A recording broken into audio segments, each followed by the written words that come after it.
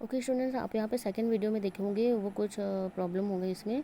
ठीक है, Indian princes were short sighted. ठीक है, इंडियन के जो राजकुमार हैं वो बहुत ही शॉर्ट साइटेड है, मतलब कि बहुत ही छोटे दिमाग के हैं। वे दूर तक की नहीं सोचते हैं। ठीक है, वे आपस में ही अपने ही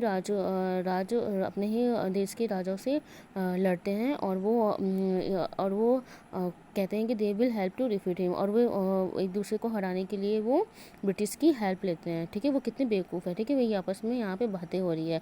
the people had no peace due to such constant fire. ठीक है, यहाँ पे लोगों के बीच में कोई भी शांति नहीं है जब तक कि ये लड़ाई होती रहती है। ठीक है, फिर यहाँ पे आप देखोगे दूसरे में the rivalries help the East India company and it could easily subdue Indian princes one by one. ठीक है, द रिवालियर्स किसको बोल रहे हैं? ईस्ट इंडिया कंपनी को। ठीक है, ये हेल्प करते हैं किसकी? इंडियन राजकुमारों को कि वन बाय वन, मतलब इंडियन राजकुमारों की मदद करते हैं कि वो आपस में एक राजा से दूसरे राजा से झगड़ा करें। ठीक है, वो एक दूसरे की यहाँ पे ईस्ट इंडिया कंपनी मदद करती है। वो फिर है for sing ruler like the brave Tipu of Mysore fought the British till they died fighting. ठीक है, एक यहाँ पे एक जो कि महान हमारे टीपू सुल्तान का नाम आप लोगों ने सुना होगा, जो कि मैसूर के शासक थे। ठीक है, इन्होंने क्या किया? इन्होंने ब्रिटिश से जब तक ये पूरे मरते दम तक इन्होंने ब्रिटिश से झगड़ा किया और ये बलिदान हो गए। ठीक है, ये बहुत ही महान थे क्योंकि इनको समझ में आ गया था कि ये ब्रिटिश अच्छे लोग नहीं हैं, इसलिए इन्होंने मरते दम तक उनसे लड़ाई की। फिर है यहाँ पे आपका थैंक गॉड देयर इज। यहाँ पे लोग आपस में बातें कर रहे हैं। ठीक है, how did Indian react to this conquest. ठीक है, यहाँ पे इंडियन कैसा रिएक्ट करते थे इस ब्रिटिश के बारे में। ठीक है, यहाँ पे एक्सप्लेन किया गया है। थैंक गॉड, ये आपस में लोग बातें कर रहे हैं। Thank God there is peace in the country now, no more wars and no looting by thugs. यहाँ पे ये जो लोग हैं ये लोग ब्रिटिश के बारे में अच्छा सोच रहे हैं। ठीक है, ये बोल रहे हैं थैंक गॉड, धन्यवाद, जो अब यहाँ पे कोई भी अब यहाँ पे शांति है हमारे देश में। No more wars and no, बहुत अब यहाँ पे कोई झगड़ा और कोई लूट नहीं है लुटेरों के द्वारा। ठीक है, ये इनका ऐसा मानना है। It is God who sent the British, ये कहते हैं कि वो यह भगवान है जिन्होंने हमें ब्रिटिश को भेजा है। मतलब इनका कहना है कि भगवान ने हमें ब्रिटिश को भेजा है हमारी मदद के लिए। ठीक है, ये बोलते हैं our destiny is linked with them, हमारा भविष्य उनके साथ लिंक्ड है, मतलब ब्रिटिश के साथ। ठीक है, और यहाँ पे कुछ लोग हैं जो कि ब्रिटिश के बारे में अच्छा नहीं सोचते हैं। ये कहते हैं the white man has killed और दे थ्रॉन्ड आवर किंग्स। ये जो अंग्रेज हैं इन्होंने हमारे राजाओं का सिंहासन ले लिया और उनको मार दिया। ठीक है, some kings were not good but after all they were of this land. ये कहते हैं कुछ राजा अच्छे नहीं है लेकिन हाँ वे तो हमारी भूमि के ही हैं, इनका ऐसा कहना है। ठीक है, now we have become slaves of foreigners, अब हम गुलाम बन जाएंगे इन विदेशियों के। ठीक है, इनका ऐसा कहना है और ये बिल्कुल सही कह रहा है। ठीक है, फिर है यहाँ पे ब्रिटिश रूल 1765 टू 1836। ठीक है, यहाँ पे ब्रिटिश रूल का शासन हो जाता है जो कि 1765 से 1836 तक। यहाँ पे है religious leaders preached ideas like untouchability and child marriage. ठीक है, यहाँ पे जो राजगुरु लोग हैं जो कि धर्मगुरु, ठीक है, धर्मगुरु ये संदेश देते हैं कि ये छुआछूत और बाल विवाह के बारे में। ठीक है, ये कहते हैं कि anyone who crosses the seas loses his religion. इनका कहना है कि जो व्यक्ति समुद्र को पार करेगा वो अपना धर्म खो देगा। ठीक है, ये धर्मगुरु का ऐसा कहना है। ये कहते हैं all the misery in the world is due to women. जो भी इस संसार में जो भी संकट आ रहा है वो किसके द्वारा आ रहा है? वुमेन, मतलब नारियों के द्वारा है। ये इसका कहना है, इनका कहना है। फिर है आपका यहाँ पे the truth was that Indians had lost self respect the British scorn them.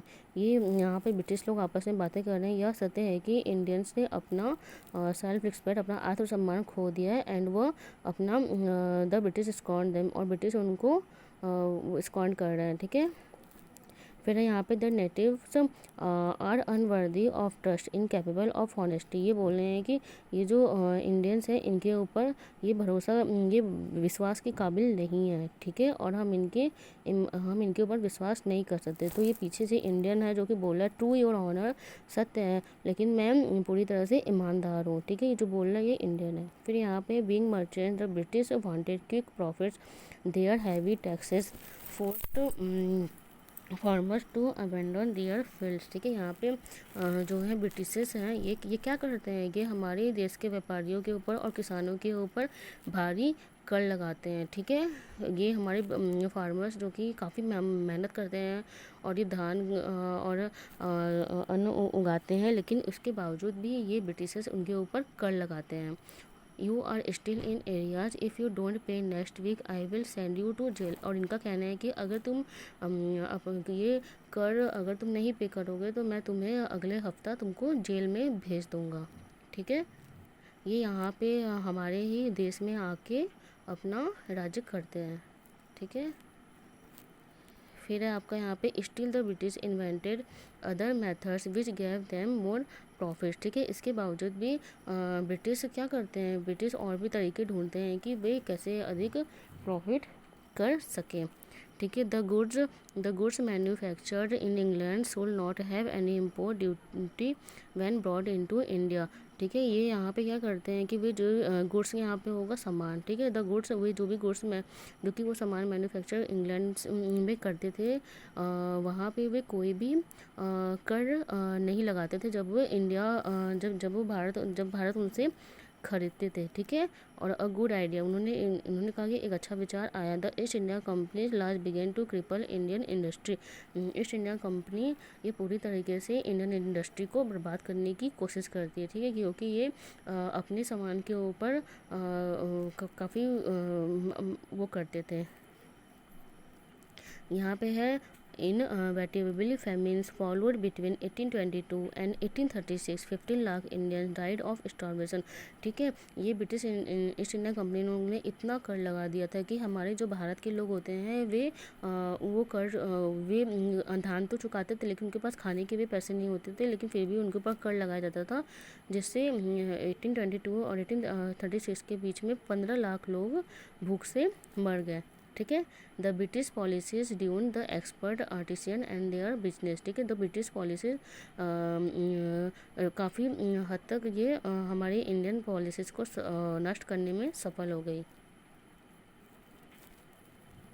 फिर आपका यहाँ पे राजा राम मोहन राय के बारे में आप पढ़ोगे, ठीक है। 1772 1833 Raja Ram Mohan Roy a learned man from Bengal understood what was wrong with the country, ठीक है। राजा राम मोहन राय कहाँ के थे, ये बंगाल के थे ये, और ये काफ़ी अच्छे महान व्यक्ति थे, ठीक है। और इन्होंने क्या किया, ये जो कि देश में जो भी समाज में जो भी कुरीतियाँ फैल रही थी वो उसको अच्छी तरीके से समझ रहे थे, ठीक है। ये बोलते हैं कि let us not despair our self, our ancient culture is great. वे कहते हैं कि हमारी जो संस्कृति, हमारी जो एंशिएंट कल्चर है वो महान है, and we are capable of greater achievement, और हम we must first reform our society, superstition have been done us. वे कहते हैं कि हमारी जो ग्रेट जो हमारे समाज के जो भी हमारी जो सभ्यता है, ठीक है, वो बहुत ही महान है, ठीक है, और हम इससे बहुत ही अचीवमेंट कर सकते हैं, लेकिन जो हमारे सुपरस्टिशन जो कि हमारे अंधविश्वास है ये इसको नष्ट कर रही है, ठीक है। फिर बोल रहे हैं वे यहाँ पे आप देखोगे he was attract by science and modern knowledge, वो किससे अट्रैक्ट थे, विज्ञान और मॉडर्न नॉलेज से। नॉलेज सोल्ड भी प्रैक्टिकल एंड साइंटिफिक, वो कहते हैं कि नॉलेज कैसे होनी चाहिए, प्रैक्टिकल और वैज्ञानिक होनी चाहिए, ठीक है। फिर वो अपनी वाइफ को बताते हैं, he told his wife Uma, उनकी वाइफ कौन होती है, Uma. Cows are of different colours but the colour of their milk is the same, different teachers have different opinions but the essence of every religion is the same. उनका कहना है कि गाय different colours की होती है बट जो वो दूध देती है वो एक ही कलर की देती है। उसी तरह से different teachers have different opinion, मतलब यहाँ पे डिफरेंट टीचर्स के डिफरेंट ओपिनियंस होते हैं, लेकिन हमारा जो धर्म है वो सबका मतलब एक ही है, ठीक है। वो धर्म के बारे में ऐसा बताते हैं। फिर वो बोलते हैं, फिर यहाँ पे उनके बारे में बताया गया, he cross the seas and went to England to see what made the British powerful. उन्होंने समुद्र को पार करके इंग्लैंड में ब्रिटिश के पावर को देखने के लिए वे गए। And there he told them, ठीक है। यहाँ पे पहले तो धर्मगुरु ने बोला था कि समुद्र को पार करना अपने धर्म का नाश करना, लेकिन फिर भी वो समुद्र को पार करके वो इंग्लैंड को गए। वे बोलते हैं कि we accept you as rulers and you must accept us as subject, but you must remember the responsibility a ruler owes to his subject. वे कहते हैं कि हम आपके शासन को एक्सेप्ट करते हैं, ठीक है, बट आपको भी हमारी प्रजा को एक्सेप्ट करना चाहिए। यहाँ पे सब्जेक्ट का मतलब प्रजा होता है, ठीक है। But you must remember, but आपको अपनी रिस्पॉन्सिबिलिटी को भी याद रखना चाहिए एंड अपनी प्रजाओं को हित में रखते हुए शासन करना चाहिए, ठीक है। सो स्टूडेंट्स, आज के लिए इतना ही बहुत है, ठीक है। आज आप इसको रिवाइज करोगे और फिर कल हम इसका नेक्स्ट एक्सप्लेन करेंगे। Okay, thank you, have a nice day.